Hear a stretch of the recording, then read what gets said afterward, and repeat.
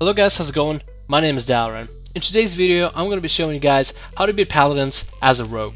You guys have asked for duels, and I'm bringing you these duels. In today's video, Dueling a Ret Paladin will look at some of the things Paladins can do against you, some of the strengths of a Paladin, and some of the ways you can counteract what a Paladin can do as a rogue in order to beat him. So let's get on to the video. First thing is, Paladins heal for a ton and you shouldn't underestimate it.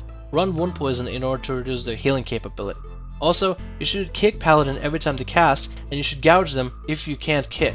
Therefore, you will interrupt Paladin's ability to cast heals on themselves, and therefore you will improve your chances on scoring a victory. Paladin's burst really goes with Avenging Wrath and Holy Avenger, which they have to talent into, which are abilities that increase their offensive and healing capabilities.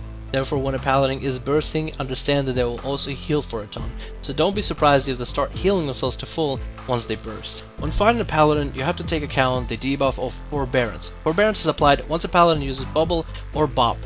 During Divine Shield or Hand of Protection, Paladin is left with a Forbearance debuff. Forbearance makes Paladin unable to bubble themselves or bob themselves for a set duration of time. Because of Paladin's 2-piece bonus, that duration is reduced by half, making it 30 seconds long.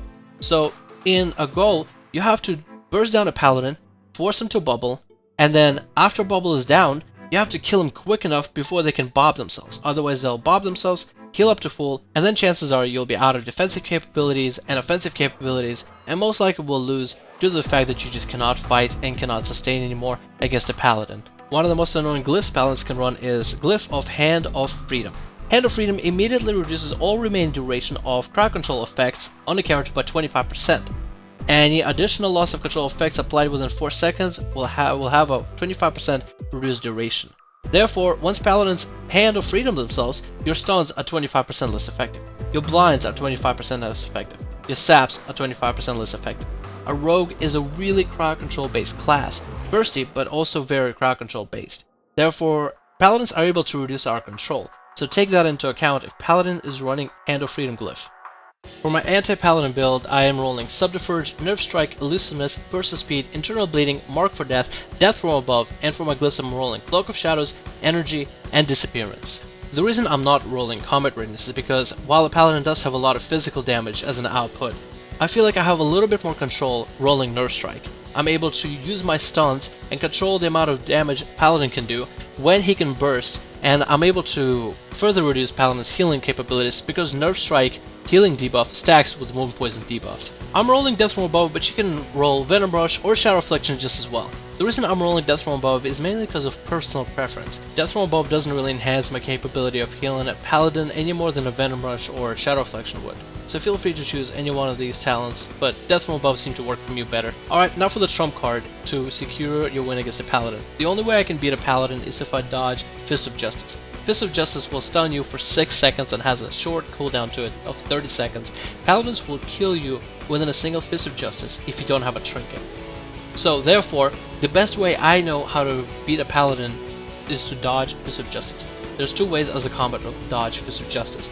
Killing Spree, where you cannot be CC'd while you are killing spree. Second is Cloak of Shadows, which makes you immune to magical CC, which Fist of Justice is a magical CC. If you can dodge Fist of Justice, you can save your trinket, and you will have way higher success chance of being a Paladin than you would if you were not to dodge it. Now, dodging Fist of Justice is extremely difficult, at least for me. It's a lot about anticipation and a lot about learning when the other opponent is going to use his offensive capabilities and when they're going to stun you, and most Paladins have a similar playstyle, so this just comes from experience. Now, time to look at some duels, show you guys some annotations of things to watch out for, things to pay attention to, and hopefully you guys enjoy these games.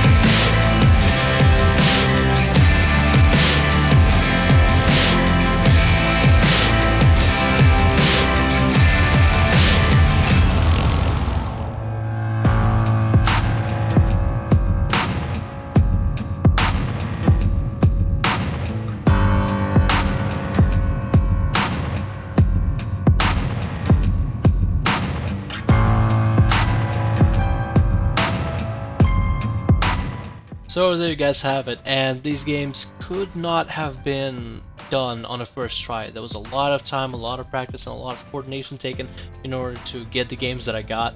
And I am very happy to be bringing you guys this video on how to duel paladins as a rogue. Currently it's extremely difficult to duel a red paladin as a rogue, so I felt kind of like Swifty, you know, dueling and dueling and dueling and coming up with ways of beating paladins, and it's like, eureka, I got it, made a video for it, you guys. Hopefully you enjoyed this video. If you want to see more combat rogue action, make sure to subscribe, and hopefully you guys have a great day. I'll see all of you in the next one.